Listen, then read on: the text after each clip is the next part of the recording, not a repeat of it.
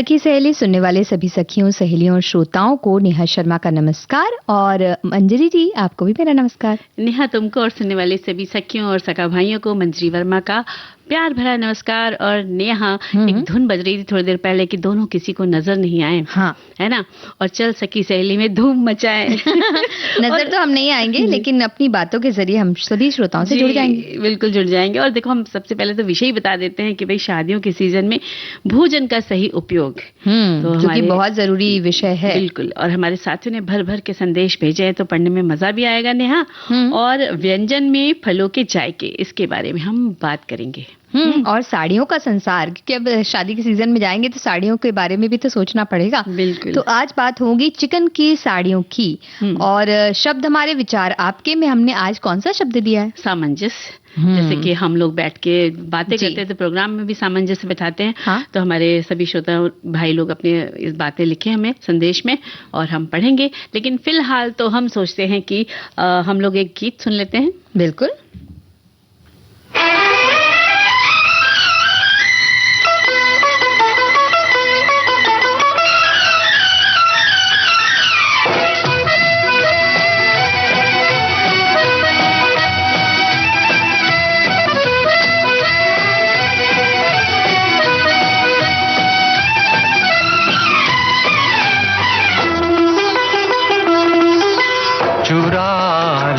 तुमको ये मौसम सुहाना, खुली वादियों में अकेली न जाना। लुभाता है मुझको ये मौसम सुहाना, मैं जाऊंगी तुम मेरे पीछे न आना।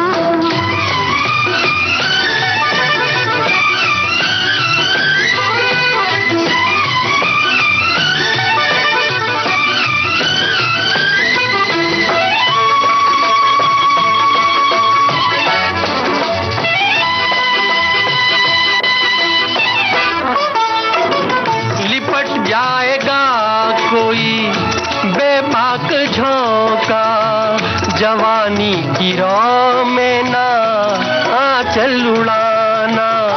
मेरे वास्ते तुम परेशान होना, मुझे खूब आता है दामन बचाना। मुझे खूब आता है दामन बचाना, मैं जाऊंगी तुम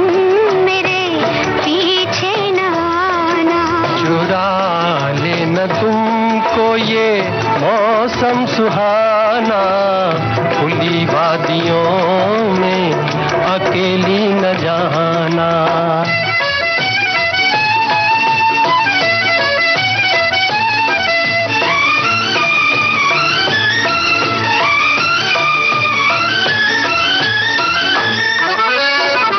घटा भी कभी चूम लेती है चेहरा, समझ सोच कर रुख से जुल्फे हटाना। घटा मेरे नजदीक आकर तो देखे, इन आँखों ने सीखा है बिजली गिराना। इन आँखों ने सीखा है बिजली गिराना, मैं जाऊंगी तुम मेरे पीछे न आना। चुरा लेना तुमको ये मौसम सुहाना, खुली वादियों में अकेली न जाना। मैं जाऊंगी तुम मेरे पीछे न आना। खुली वादियों में अकेली न जाना। तो हम अकेले कहीं भी नहीं जाएंगे, हम साथ में चलेंगे, सभी मिलजुल कर। बिल्कुल सभी चलेंगे क्योंकि भाई देखो शादियों का सीजन है। हाँ। तो चलो चलते हैं, हम लोग तैयार तो हो ही गए बढ़िया से। चलते हैं वहाँ पर जहाँ पर बहुत सारे भोजन लगे हुए, बहुत सारे सलाद के आइटम तुम्हें दिख रहे हैं ना। हाँ, आइसक्रीम दिख रही है, रसगुल्ले दिख रहे हैं ना। हम तो वही सारी चीजें ही देखते हैं पहले। खाने पीने में क्या है, वही चावल दाल सब्जी रोटी। अब देखना है तो कुछ आइसक्रीम देखा जाए, गुलाब जामुन वगैरह कुछ मिठाइयाँ देखी जाए। बिल्कुल। और जाते ही हम लोग की नजर ऐसे ही पड़ जाती है कि क्या क्या चीज अच्छी है, और अगर कुल्फी दिख जाए इन दिनों तो बहुत मजा आता है। कुल्फी के स्टॉल पर भीड़ लग जाती है, लोग खाना भूल जाते हैं, पहले वो सब हाँ। खाने लग जाते हैं। लेकिन जो शादियों के सीजन में क्या होता है नेहा, अक्सर हमने देखा है कि खाने की बहुत बर्बादी होती है। लोग प्लेटों में सब चीजें एक साथ ही परसने लग जाते हैं। हाँ। एक चमचा इसका, एक चमचा उसका, एक चमचा कढ़ी का, एक चमचा दाल का। हाँ। तो ऐसे कर करके बहुत सारी चीजें हो जाती हैं। फिर उसमें जब खाया नहीं, ये नहीं अच्छा, वो नहीं अच्छा, तो हाँ। वो चीजें बचती जाती। फिर बहुत सारी चीजें इसी तरह फिकती बहुत है, कहना चाहिए। हाँ, और बहुत सारी ले लेते हैं ऐसे। चले ठीक है, सारी चीजें अगर अपने को चखने का मन भी है तो थोड़ा थोड़ा ले सकते हैं चखने के हिसाब से। फिर लगता है कि इतनी लाइन लग जाएगी, फिर हम कब आएंगे, कैसे करेंगे, तो इसके लिए वो ज्यादा ले लेते हैं कि अगर अच्छी लगी तो हमें 1 कटोरी खानी है, तो वो पूरी 1 कटोरी भर लेते हैं। बिल्कुल। ऐसा नहीं कि अच्छी नहीं लगी तो 1 कटोरी वेस्ट भी तो जाएगा। हाँ, लेकिन वो भरते बहुत है। और इसी तरह कई तरह के सूप के स्टाइल भी दिख जाते हैं, तो टमाटर का सूप ले लिया और ये अपना दूसरा सॉस वाला सूप ले लिया। तो इस तरह से बहुत सारे सूप होते हैं, कॉर्न सूप ले लिया। तो इतनी सारी चीजें हो जाती हैं कि आप एक के ऊपर एक परत लगाते जा रहे हैं, लेकिन आपको कहीं ना कहीं आप जब अच्छा नहीं लगता तो आप छोड़ देते हैं। हाँ, और आप अपने शरीर के अंदर भी क्या क्या छोड़ रहे हो, वो भी बड़ी बात है। क्योंकि खाना भी आमतौर पर शादियां शाम को होती हैं, रात में खाना मिलता है उसमें। तो रात में जब आप ये खाते हैं, तेली भोजन खाते हैं, सूप या ग्रिल्ड पनीर जैसी चीजें अगर आप लेते हैं तो अच्छी बात है। अदरवाइज अगर आप ऐसे लेते हो कि कुछ दूसरी चीजें ले लेते हैं आप खाने के लिए, जो एकदम पूड़ी वगैरह ले ली आपने, बहुत सारी मिठाइयाँ खा ली, और तो ये रात में आपको परेशान भी कर सकती हैं। लेकिन अब शादी में गए हैं तो कोई सोचता भी नहीं इस तरह से। बहुत कम ही लोग हैं जो इस चीजों पर ध्यान देते हैं। और कई बार नेहा देखा है कि बहुत सारे सलाद के स्टाल लगे होते हैं तरह तरह के, तो लोग उसको भी लेने लग जाते हैं। आपको ये नहीं पता कि ये इतना आप खा पाएंगे नहीं खा पाएंगे, तो वो सब चीजें आप ऐसे ही प्लेट रखते जाते हैं। कई बार तो होता है प्लेट में सलाद पर सा नहीं पसंद आया, वो प्लेट ऐसी आपने उसमें डस्टबिन जो रखा रहता है उसमें डाल दिया, फिर आपने दूसरी प्लेट ले ली। तो आजकल प्लेटों का भी एक सीमित रहता है कि भाई क्वांटिटी में आप यूज करें, उसका भी अलग अलग पेमेंट होता है। मेजबानों की बात को आपको ध्यान रखना चाहिए कि आपने भले ही एक सलाद खा के प्लेट नीचे रख दी है, लेकिन जिनके साथ उन्होंने कांटेक्ट किया है वो प्लेट्स गिनकर ही पैसे लेते कई बार। तो आपने भले ही कुछ नहीं खाया उसमें, लेकिन पैसे उसके देने पड़ रहे हैं। तो एक ही प्लेट यूज कर सकते हैं, और दूसरा काम ये कि थोड़ा थोड़ा ले सकते हैं, क्योंकि आमतौर पे बुफे सिस्टम का वो रहता है, आमतौर पे सब अपना खाना खुद लेकर खाते हैं। तो ऐसे में अगर आपने एक बार अपनी प्लेट सजा ली है, तो हमने तो अब तक जितना जाना है, तो वही एक सिस्टम है कि अगर आपने अपनी प्लेट सजा ली और आपने खाना शुरू कर दिया है, तो आप लाइन के बीच में भी जाकर अपना खाना ले सकते हैं। आपको पूरी लाइन नहीं लगानी पड़ेगी। तो आप थोड़ा थोड़ा अगर ले लेते हैं तो वो खत्म होने के बाद आप फिर से ले सकते हैं, आराम से ले सकते हैं, उसी समय ले सकते हैं। और गरम भी मिलेगा। बिल्कुल गरम भी मिलेगा। और जो शादियों में बच्चे खाने का जो सबसे अच्छा उपयोग होता है कि आप उसको सुरक्षित तरीके से आप किसी को, जिसको आप बांट सकते हैं, जिनको जरूरत है, भूखे हैं, मंदिर के आसपास आपको लोग मिल जाएंगे बैठे हुए, जिनको बहुत जरूरत है, आप उनको वो खाना अच्छे से पैक करके, जो खाना बच रहा है आप उनको पहुंचा दे तुरंत ही। तो उससे भी एक होता है कि हमने किसी के भूखे का पेट भर दिया है। तो खाने को आप इस तरह से फेंकना नहीं चाहिए, कहना चाहिए। और बच्चे खाने को दूसरों के साझा के साथ साथ एक सुनहरा मौका भी होता है कि हम इसको बनाए रखें, इस चीज को जो हम साझा कर रहे हैं, तो हम एक दूसरे को अच्छा भी लगता है कि हम लेके गए, और दूसरे की आत्मा को संतुष्टि मिलती है इस भोजन को करने से। और बांट कर खाने से तो बहुत ही अच्छी बात हो जाती है। और बहुत सारी संस्थाएं भी हैं और कार्यालय भी हैं जो यहाँ पर भी आप इन चीजों को दान कर सकते हैं। जी, कई ऐसे आश्रम हैं, अनाथ आश्रम है, वृद्धाश्रम है, और उसके साथ साथ बहुत सारी स्वयंसेवी संस्थाएं भी हैं जिनकी जानकारी हर शहर में अलग अलग होती है। लेकिन क्योंकि आजकल इंटरनेट का जमाना है, तो आप सर्च कर सकते हैं। आपको खुद खाना लेके जाने की भी जरूरत नहीं है, अगर आपके पास सुविधा नहीं है, क्योंकि शादी का काम है, दुनिया भर के काम है, आप नहीं जा सकते, तो आप सिर्फ उन्हें फोन कर सकते हैं, या एक दिन पहले से भी उन्हें बता सकते हैं, और उसके बाद आप उन्हें फोन करके और उन्हें बता दें। तो बस खाना पैक करना होता है, जो कि क्योंकि केटरिंग के लिए अलग से व्यक्ति होते हैं, उन्हें आप बोल दें तो वो पैक कर देंगे, और अपने आप खाना आपका घर से ही चला जाएगा। बिल्कुल, तो वो भी आप कर सकते हैं। बिल्कुल सही बात है। और नेहा, जब जैसे कि भोजन में आप जैसे बनवा रहे हैं, तो जैसे बुफे में एक साथ बहुत सारा खाना लेने के बजाय आप थोड़ा थोड़ा ले, पसंद आए तो दोबारा उसको ले सकते हैं। मतलब कहना चाहिए छोटे छोटे पोर्शन में आप खाना लीजिए, और प्लेट में उतना ही ले जितना खा सकते हैं। शादी में अक्सर लोग टेस्ट के चक्कर में ज्यादा से ज्यादा लेते हैं और छोड़ देते हैं। और टेस्ट करने जितना ही लीजिए। तो पहले टेस्ट कीजिए, जो अच्छा लगा वो जी भर के खाइए। वो आप खाइए। और जो हमारा जो मेन्यू सेट करते हैं तो उसको भी सीमित रखना चाहिए। ये नहीं कि बहुत सारे खाने के आइटम रख दिए और एक जैसे कई सारी दालें रख दी, कई सारी रोटियां रख दी, तो उनमें भी थोड़ी सी क्वांटिटी कम करें तो कुछ चीजें हमारी बच जाएंगी वेस्ट होने से। तो ये मेजबानों के लिए है कि वो ऐसा ना हो कि बस हमें सबको सब चीजें खिला देनी है, कि कोई आए तो वो सोचे कि अच्छा 36 प्रकार के व्यंजन बने।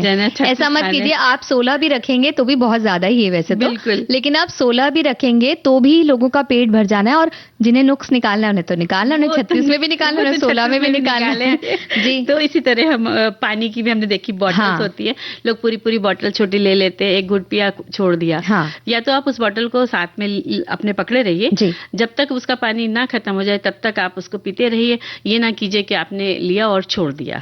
तो इस चीज का ध्यान रखिए। और हमारे साथियों ने भी बहुत सारे संदेश लिखे हैं, तो कुछ संदेश पढ़ते हैं जी। तो हमारे साथी लिखते हैं कि शादियों के सीजन में स्वादिष्ट व्यंजनों की भरमार होती है, जिससे स्वास्थ्य बिगड़ने और भोजन की बर्बादी की संभावना रहती है। भोजन का सही उपयोग करने के लिए स्वास्थ्य और बर्बादी रोकने दोनों पहलुओं का ध्यान रखना आवश्यक है।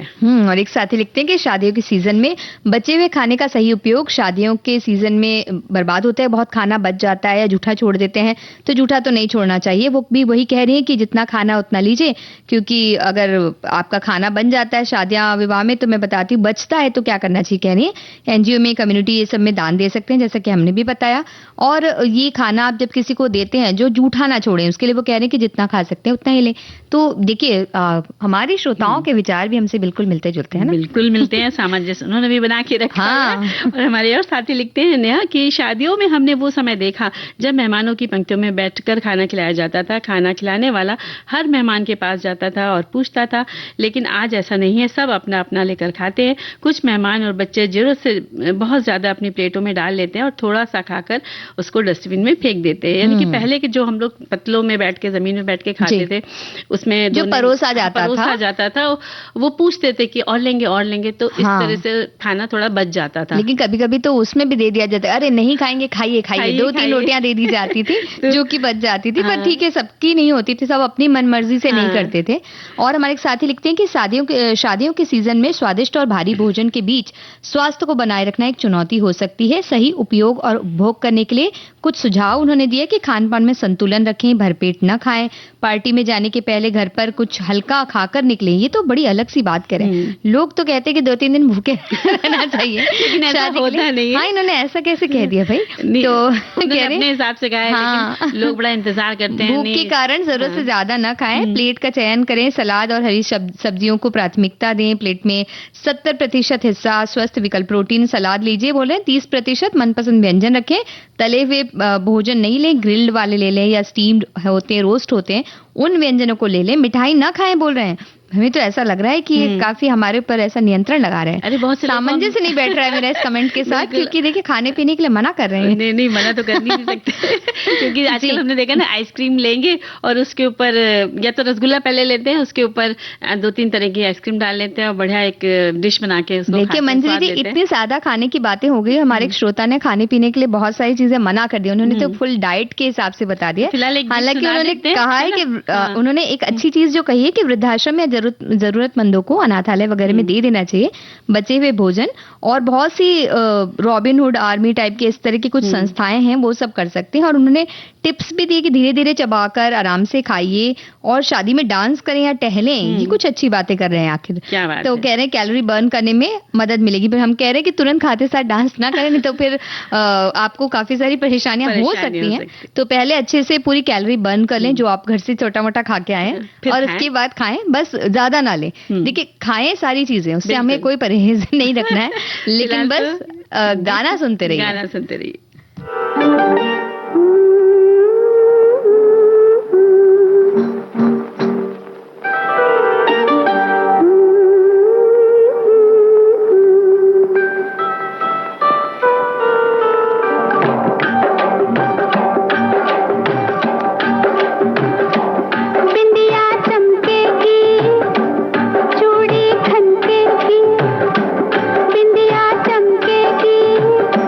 चूड़ी खनकेगी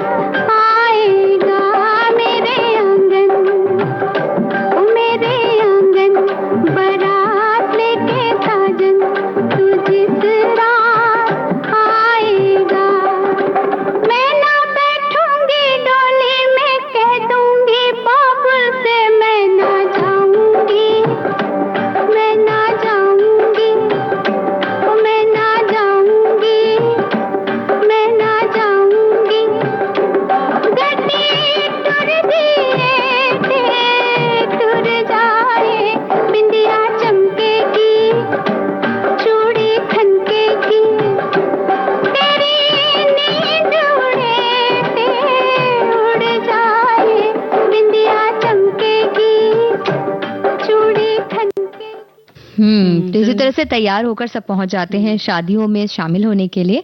और खाने पीने के बारे में हमारे श्रोता जो है बहुत सी बातें लिख लिख के भेज रहे हैं मंजरी जी। बिल्कुल, मेरे एक साथी लिखते हैं कि शादी के सीजन में भोजन का सही सदुपयोग। शादी विवाह खुशी का अवसर होता है, लेकिन अक्सर उत्सव में बहुत सा भोजन व्यर्थ चला जाता है। भोजन का सही सदुपयोग करना हमारी सामाजिक और नैतिक जिम्मेदारी है। जितनी आवश्यकता हो उतना ही भोजन ले, भोजन की बर्बादी ना करें और बचा हुआ भोजन जरूरतमंदों को तक पहुंचाने का प्रयास करें। इससे अन्न का सम्मान भी होगा और समाज में सेवा का भाव भी बढ़ेगा। भोजन का सही उपयोग ही सच्ची समृद्धि की पहचान है। बहुत सुंदर सी बात आपने लिखकर भेजी है। और हमारे एक साथी लिखते हैं कि शादियों के सीजन में स्वादिष्ट व्यंजनों की भरमार होती है, जिससे स्वास्थ्य बिगड़ने और भोजन की बर्बादी की संभावना रहती है। भोजन का सही उपयोग करने के लिए स्वास्थ्य और बर्बादी रोकने दोनों पहलुओं का ध्यान रखना आवश्यक है। और हमारे एक साथी लिखते हैं कि अपने प्लेट में केवल उतना ही भोजन लें जितना आप खा सकते हैं। खड़े होकर खाने के बजाय बैठकर धीरे धीरे खाने से पाचन बेहतर होता है। स्वास्थ्य विकल्प चुने, सलाद, सूप और फल से शुरुआत करें। भारी मैदे वाली रोटियों के बजाय गेहूं की चपाती या मिस्सी रोटी को प्राथमिकता दें। पर्याप्त पानी पिएं ताकि शरीर से विषाक्त पदार्थ बाहर निकल सके, लेकिन भोजन के तुरंत बाद बहुत पानी पीने से बचें। नेहा बहुत सुंदर सी बात लिखी, लेकिन कई बार हम देखते हैं कि जो लोग पहले ही उसमें बैठ गए खाने के लिए, तो खाना भी खा चुके हैं लेकिन अब टेबल घेरे हुए हैं, उठ ही नहीं रहे, तो ये बड़ी समस्या हो जाती है। ये एक अलग समस्या है जिस पर हमें एक अलग विषय पर चर्चा करनी पड़ेगी। वैसे तो शादियों का सीजन शुरू है, ऐसा हमारे साथी कह रहे हैं कि ज्यादातर शादियों में हम देखते हैं कि इतनी वैरायटी होती है कि कुछ समझ नहीं आता कि क्या खाएं। ऐसा लगता है कि भोजन की बर्बादी देखना हो तो ऐसे स्थानों पर आकर देखें। बहुत कम शादियों में खाने के आइटम कम होते हैं। मैं जिस विद्यालय में पढ़ाती हूँ वहाँ ब्रेकफास्ट, लंच सभी सुविधा है, पर 2 विद्यार्थी हमेशा ट्रॉली के पास ड्यूटी पर रहते हैं ताकि विद्यार्थी या अन्य स्टाफ भोजन व्यर्थ न जाने देवें। बच्चों को हम कहते हैं कि उतना ही लो थाली में, व्यर्थ न जाए नाली में। काश इससे सभी समझें। बिल्कुल, बहुत सुंदर सी बात है। और हमारे और साथी भी लिखते हैं कि शादियों के सीजन में आजकल भोजन के कई स्टॉल लगे होते हैं। इन शादियों में भोजन की बर्बादी भी होती है, लेकिन इसका उपयोग नहीं होता। आजकल कई शहरों में संस्था है जो शादियों के में बचे हुए भोजन ले जाते हैं और जरूरतमंद के बीच बांट देते हैं। ऐसी व्यवस्था सभी जगह होनी चाहिए ताकि खाने की बर्बादी ना हो। आजकल शादियों में महिलाओं की पसंद साड़ी होती है। जितने प्रकार के रस्में होती है उतने प्रकार की साड़ी भी लेती हैं। यानी कि आप बहुत परेशान हो गए हैं, गिनती करते हैं कि कितने रस्में हैं उनकी सबकी साड़ियाँ। बिल्कुल, और मतलब साड़ी देखिए ये वाली नहीं हम ले रहे हैं क्योंकि हम खुद भी हो गई है। शिकायत, हर शिकायत थोड़ी होती है, ऐसे थोड़ी साड़ी भी तो लेने देने चाहिए ना। हाँ, बिल्कुल। और हमारे एक और साथी कह रहे हैं कि शादियों के सीजन में भोजन का सही उपयोग और उसकी बर्बादी को रोकना चाहिए। बिल्कुल, और हमारे रोकना एक अत्यंत महत्वपूर्ण विषय है क्योंकि भारतीय शादियों में लगभग 40% तक तैयार भोजन बर्बाद हो जाता है, जबकि बड़ी संख्या में लोग भूख से जूझ रहे हैं। तो भोजन का सही प्रबंधन करके पैसों की तो बचत कर ही सकते हैं, बल्कि पर्यावरण को भी बचा सकते हैं क्योंकि फेंका हुआ भोजन लैंडफिल में मीथेन गैस पैदा करता है। बहुत अच्छी सी जानकारी दी है और सबको सोचना भी चाहिए इन दिनों।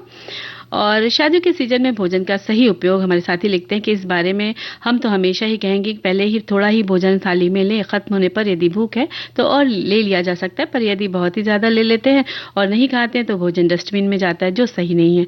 सखियों, हम जब भी किसी को डस्टबिन में खाना डालते हुए देखते हैं तो उससे जरूर समझाते हैं कि वो ऐसा ना करे, बल्कि किसी और को भी देखे तो उन्हें भी समझाएं। पर कभी कभी किसी को बुरा लगता है कि ये आपका क्या जा रहा है, पर ज्यादातर लोग यही कहते हैं कि अब हम इस बात पर ध्यान रखेंगे। पहले कभी किसी ने इतने अच्छे से नहीं समझाया इस बात को। असल में सखियों, पहले हम भी ऐसा ही करते थे, खाना ज्यादा ले लेते थे, फिर खा नहीं पाते थे, पर अब नहीं।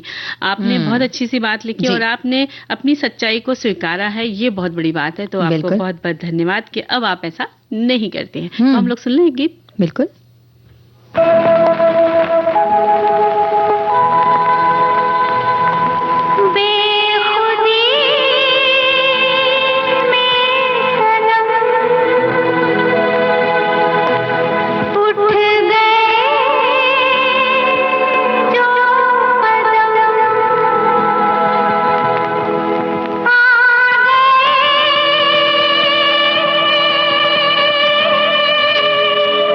आ गए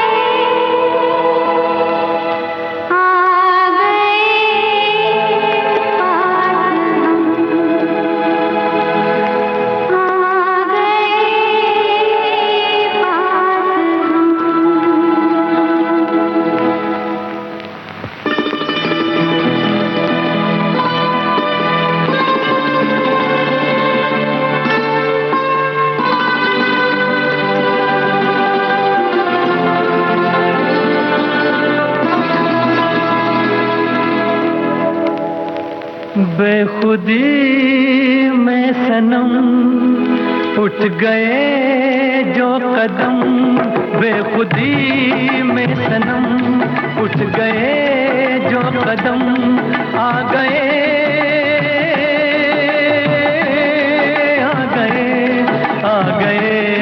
पास हम, आ गए पास हम। बेखुदी में सनम उठ गए जो कदम, आ गए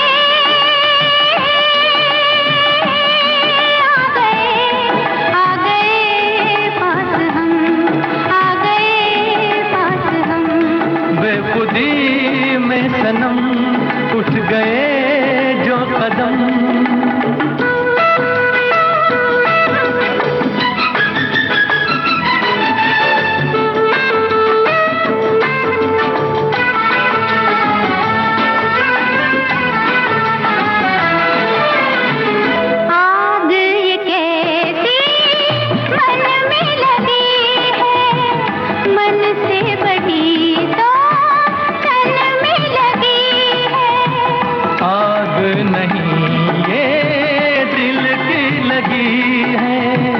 जितनी बुझाई उतनी जली है, दिल की लगी ना तो क्या जिंदगी है, साथ हम जो चले मिट गए फासले, आ गए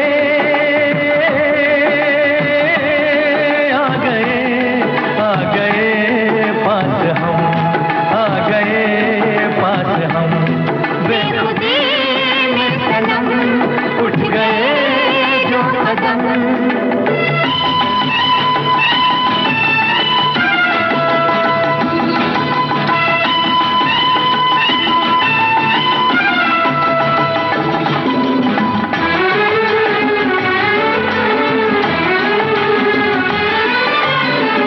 खोई नजर थी सोए नजारे, देखा तुम्हें तो जागे ये सारे, दिल ने किए जो दिल को इशारे, मिलके चले हम साथ तुम्हारे, आज खुशी से मेरा दिल ये पुकारे, तेरा दामन मिला।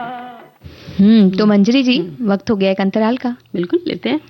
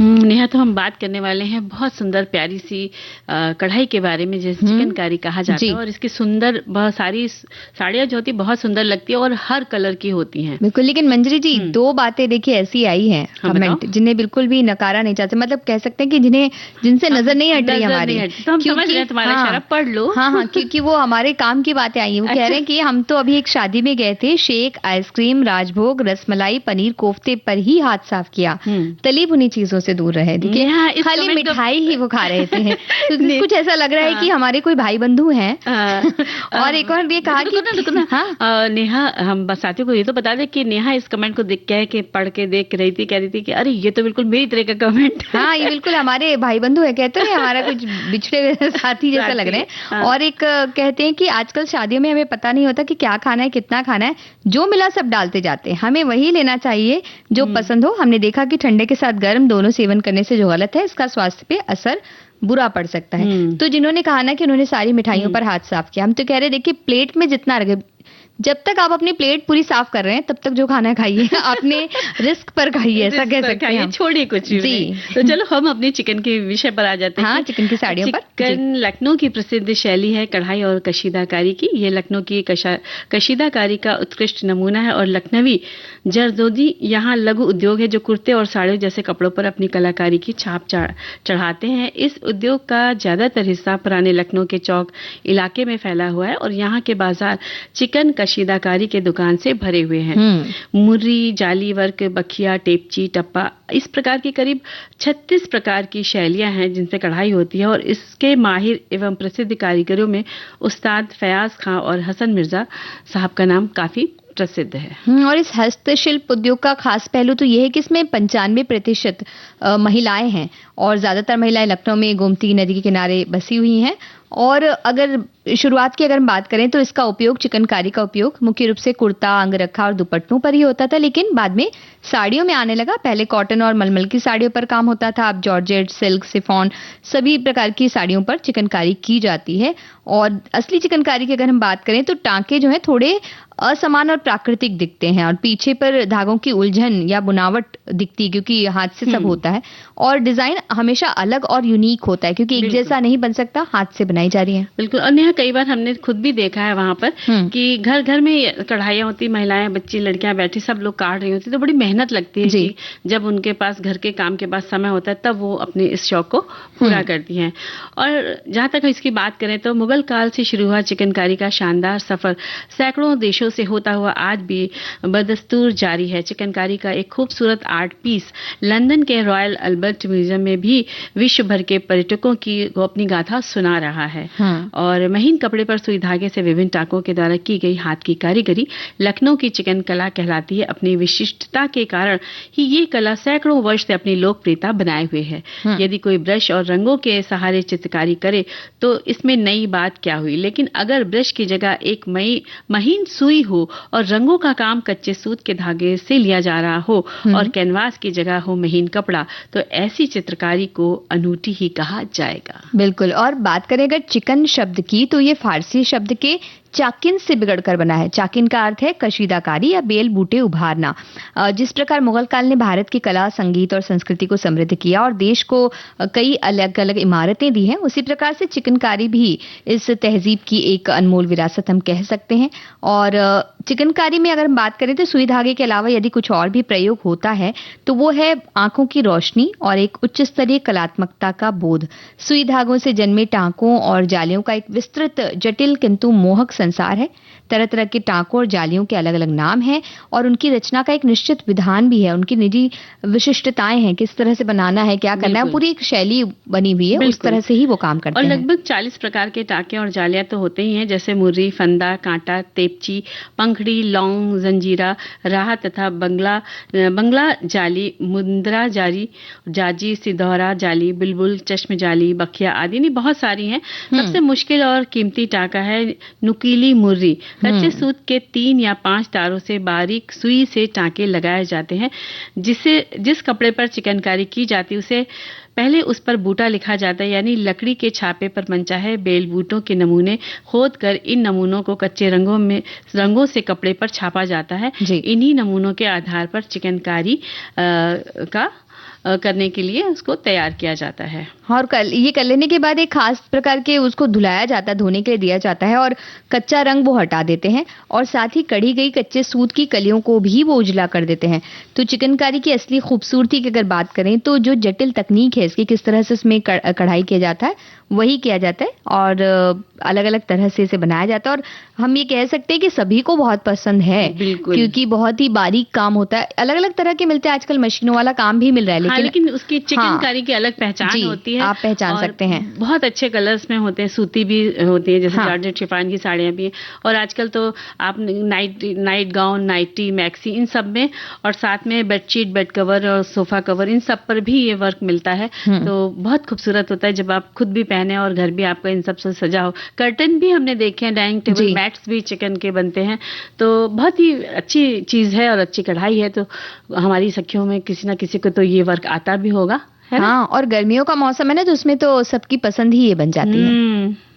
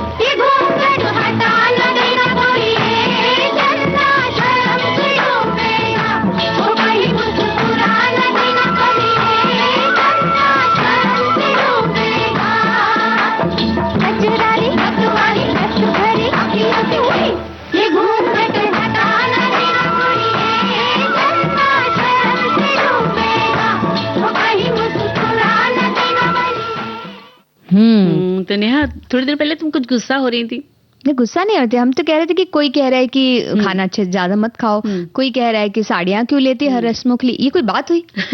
और गुस्सा होने का एक कारण ये भी है कि किसी ने बुलाया ही नहीं है शादी में हमें, और सब बता रहे हैं कि क्या क्या बन रहा है, क्या क्या खा रहे हैं, कहाँ कौन सी पार्टी में जा रहे हैं, ना हमने नए कपड़े लिए, ना हम किसी शादी में गए, तो गुस्सा होना तो बनता है। बिल्कुल बनता है। तो चलो ठीक है, हम तुमको कुछ फलों के जायके के बारे में कुछ रेसिपी बता देते हैं, तुम बना के खा लेना, कुछ तो गुस्सा कम हो, कुछ तो कम होगा तुम्हारा, ठंडक मिल जाएगी तुमको। तो हम बताने जा रहे हैं रेसिपी में फ्रूट चाट। तो इसके लिए सामग्री लेनी है साथियों कि सेब, केला, पपीता, अमरूद कटे हुए, और इन सबको आप अपने हिसाब से छील छाल के साफ कर लीजिए, छोटे छोटे पीसेस में कर लीजिए, और 1 चम्मच नींबू का रस, आधा चम्मच चाट मसाला, थोड़ा सा काला नमक और शहद आप अपने मन के हिसाब से लीजिए।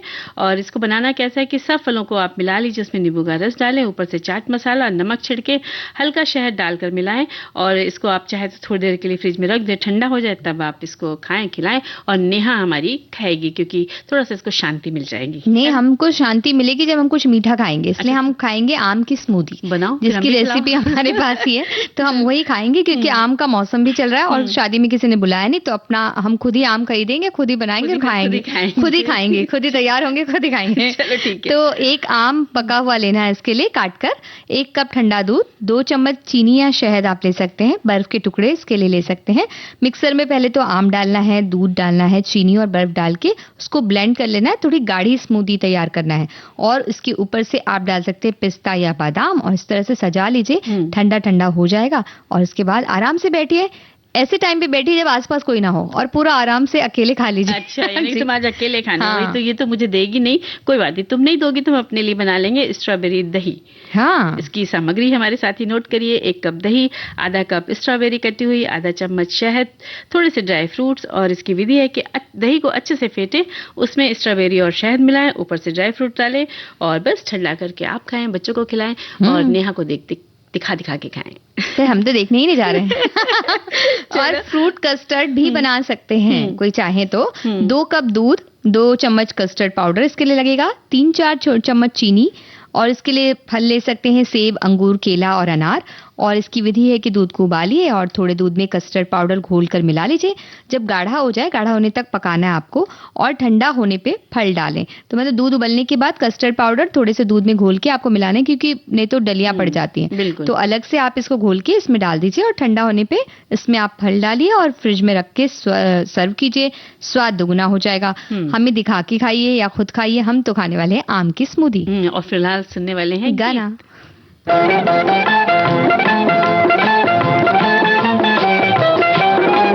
एक नजर किसी ने देखा और दिल हुआ दीवाना, है बात बस इतनी सी और बन गया अफसाना। एक नजर किसी ने देखा और दिल हुआ दीवाना, है बात बस इतनी सी और बन गया अफसाना।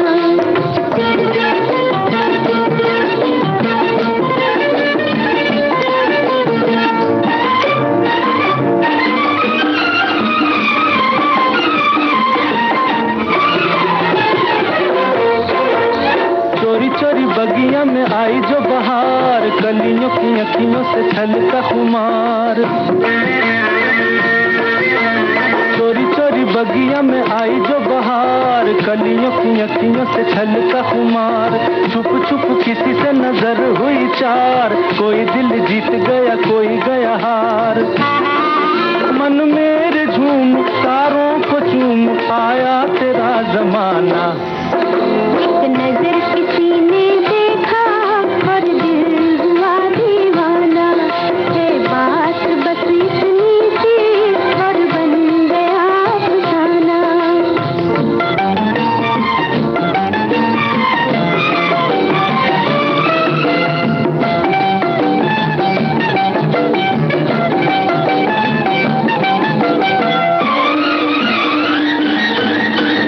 बाजे मोरा बिछुआ ठुमक चलू तार, धक धक दिल मेरा देता जाए तार। बाजे मोरा बिछुआ ठुमक चलू तार, धक धक दिल मेरा देता जाए तार। उड़े है चुनर जैसे शायर का ख्याल, जाने कैसे जादू लेके आया है ये साल। आंखें चुराऊं छुप छुप के गाऊं मैं एक नया तराना। एक नजर किसी ने देखा और दिल हुआ दीवाना, है बात बस इतनी सी और बन गया अफसाना।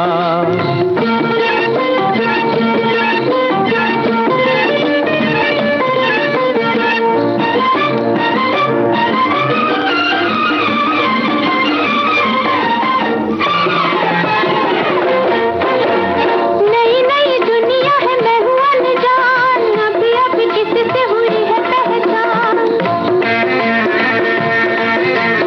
नई नई दुनिया है मैं हूँ अनजान, अभी किसी से हुई है पहचान। सोच सोच हार गया मैं हूँ हैरान, तुम किस नाम से पुकारूं मेहमान। सपना कहूँ कि अपना कहूँ कि रंगीन एक फसाना। एक नजर किसी ने देखा और दिल हुआ दीवाना, है बात बस इतनी सी और बन गया अफसाना। एक नजर किसी ने देखा और दिल हुआ दीवाना, है बात बस इतनी सी और बन गया अफसाना। तो और कैसे बन रहा है ये अफसाना? ये सामंजस्य बना के बन रहा है। और देखो, सामंजस्य का मतलब होता है लोगों, परिस्थितियों और खुद के साथ संतुलन बनाकर चलना। ये सिर्फ दूसरों को खुश करने का नाम नहीं, बल्कि समझदारी से रिश्तों और हालात को संभालना है। और किन किन के साथ सामंजस्य रखा जा सकता है नेहा? कि पहले तो खुद के साथ, सबसे पहले अपने विचारों, भावनाओं और जरूरत को समझना जरूरी है। अपनी सीमाएं पहचानें, खुद को समय दें, अपनी गलतियों को स्वीकार करें।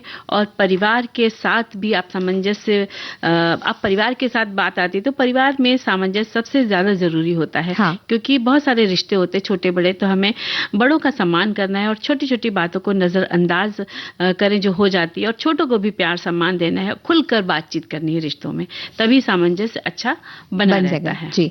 और हमारे साथी लिखते हैं कि सामंजस्य का अर्थ है तालमेल, अनुकूलता या समन्वय, जहां विभिन्न तत्व मिलजुल कर एक सुसंगत रूप बनाते हैं।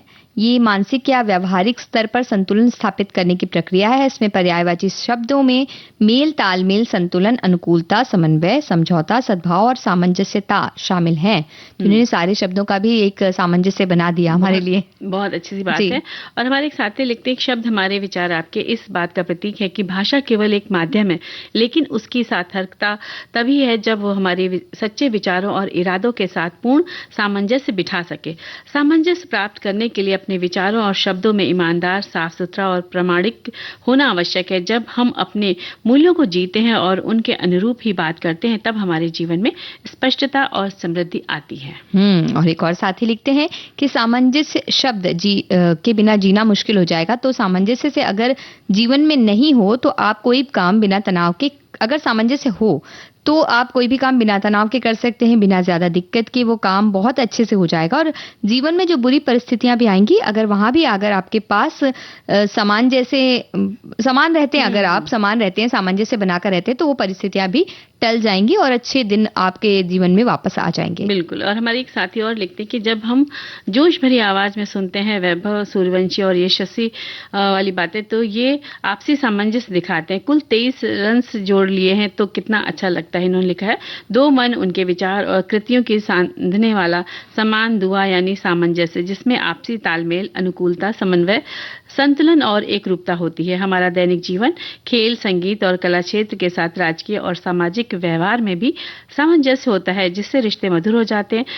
संग भावना बढ़ जाती है और लक्ष्य प्राप्ति आसान बन जाती है। और हमारी एक और साथी लिखते हैं कि सामंजस्य जीवन को सुंदर और सरल बनाने की कला है। जहां विचारों, व्यवहार और संबंधों में तालमेल होता है, वहां शांति और प्रेम बना रहता है। परिवार, समाज और मित्र, हर रिश्ते की मजबूती का आधार सामंजस्य ही है। सामंजस्य से मतभेद भी सहजता से सुलझ जाते हैं और जीवन में खुशियों का संचार होता है। और असली खुशियां आती हैं जब सामंजस्य बना रहे बातों और गीतों के बीच। तो गीत सुन लेते हैं।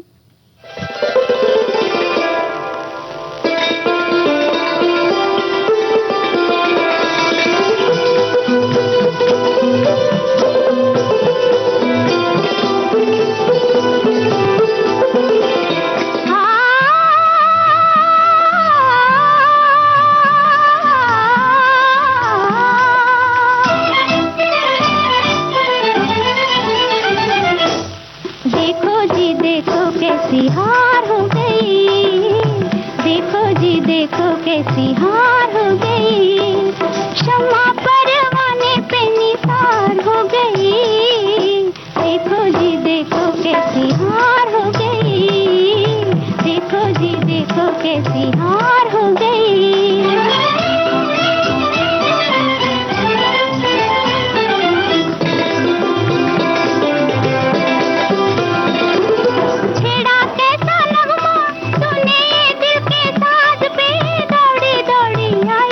मैं तो इनकी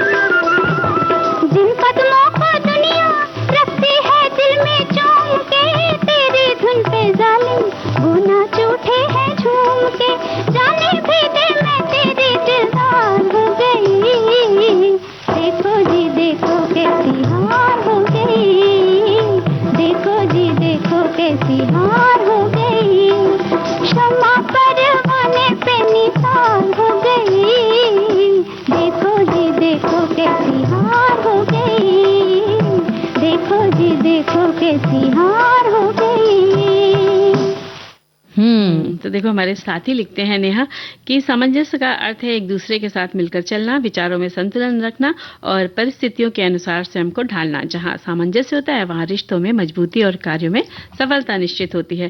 जैसे संगीत में अलग अलग सुर मिलकर मधुर धुन बनाते हैं, वैसे ही जीवन में अलग अलग स्वभाव और विचार जब एक साथ जुड़ते हैं तब सुंदर संबंध बनते हैं। परिवार, मित्रता और समाज हर जगह सामंजस्य का विशेष महत्व है। ये न केवल मतभेद कम करता है बल्कि प्रेम, सम्मान और विश्वास को भी बढ़ाता है। आइए हम सभी अपने व्यवहार में सामंजस्य अपनाकर जीवन को और सुंदर, सरल और आनंदमय बनाएं। और हमारे एक साथी ने तो अपनी दुविधा लिख दी है और कैसे उनके जीवन में सामंजस्य नहीं बन पा रहा है वो बता रहे हैं कि पिछले 3 दिनों से गर्दन की जकड़न के कारण विविध भारती और मोबाइल के साथ अपना तालमेल यानी सामंजस्य नहीं बिठा पा रहा था। आज थोड़ा सुधार है तो चला कि आज वो जुड़ गए। जैसे अच्छी रोटी बनाने के लिए गेहूं के आटे को गूंथकर एक ठोस पिंड बनाना पड़ता है, उसी तरह अच्छे संबंध को कायम रखने के लिए व्यक्तियों के समूह के बीच सहयोग रूपी आटे को भी अच्छी तरह से गूंथ देना पड़ता है, तभी जिंदगी का सफर सुहाना बना रहेगा। हम कह रहे हैं कि अगर उनको गर्दन में दर्द है तो वो विविध भारती सिर्फ सुन सकते हैं ना, बिल्कुल सुनते हुए आपके कमेंट हम बाद में मतलब शामिल तो हो ही जाएंगे, तो उतना सामंजस्य हम बिठा सकते हैं। आप अपना ख्याल रखिए और फिर हम सुनिए अगला कमेंट संदेश। हमारे साथी ने लिखा है कि परिवार मुझे जो पसंद है वो है जॉइंट फैमिली, जो हमारी भारतीय संस्कृति भी है। जॉइंट फैमिली में घर के मुखिया के सामने घर के हर सदस्यों के बीच सामंजस्य बैठाना ही सबसे बड़ी चुनौती होती है, क्योंकि हर सदस्य की अपनी अपनी पसंद होती है। जनरेशन गैप की समस्या, परंतु घर का मुखिया अगर उसमें ये काबिलियत है तो अपने परिवार की नैया पार लगा लेता है। तभी सभी में सामंजस्य बैठाकर, बिल्कुल सही बात है, जो घर के बड़े होते हैं, बुजुर्ग होते हैं तो वो बहुत ध्यान रखते हैं हर एक का, लेकिन सबको भी समझना चाहिए कि हमारे वो क्या कह रहे हैं। जो बड़े बुजुर्ग हैं उनकी बातों को भी समझना चाहिए। सामंजस्य तभी बैठता है जब हम एक दूसरे की बात को थोड़ा सुनना पसंद करते हैं। तो कुल मिलाकर हमारे सभी साथी यही कह रहे हैं कि सबसे मिलजुल कर अगर हम बातें करें और सबकी बातों को ध्यान रखें, शरीर के बीच में भी सामंजस्य बिठाएं, विचारों में सामंजस्य बिठाएं, तो जीवन अच्छा हो सकता है। तो क्यों ना एक गीत सुनवा दिया जाए। मत बेकरार करना इसका कोई नहीं है, इस दिल को प्यार करना। अय्या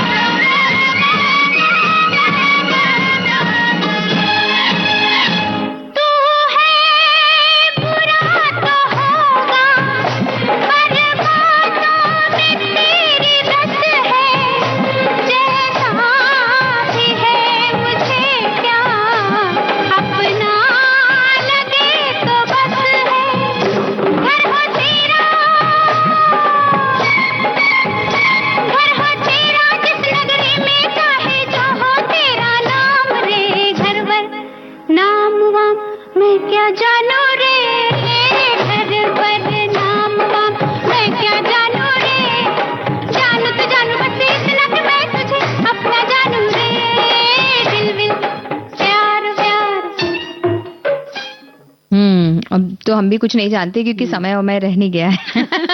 तो अब हमें चलना होगा, तो सभी से लेते हैं विदा। तो सभी को मंजरी वर्मा और नेहा शर्मा का नमस्कार।